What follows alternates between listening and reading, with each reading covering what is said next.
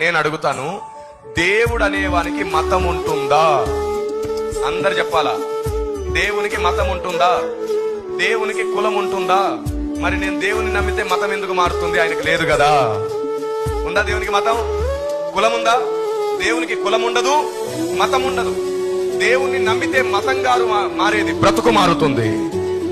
ఇప్పటి వరకు ఏ మతం ద్వారా గాని, ఏ కులం ద్వారా గాని, ఏ రాజకీయ పార్టీ ద్వారా గాని, ఏ పోలీస్ వ్యవస్థ ద్వారా గాని, ఏ సేవా సంస్థల ద్వారా గాని దొంగలు మారలేదు, వ్యభిచారులు మారలేదు, నరహంతకులు మారలేదు, శాడిస్టులు మారలేదు, మంత్రగాళ్ళు మారలేదు, ప్యాకాటగాళ్ళు మారలేదు, లంచగొండులు మారలేదు, నరహంతకులు మారలేదు, నరమాంస భక్షకులు మారలేదు. ఇదిగో ఈ గ్రంథాన్ని పట్టుకుని ఎందరో దొంగలు మారారు.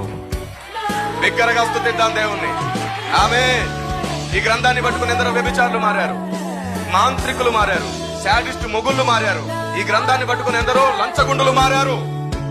బ్రతుకులను మార్చిన గ్రంథం ఇది, మతాన్ని మార్చిన గ్రంథం కాదు.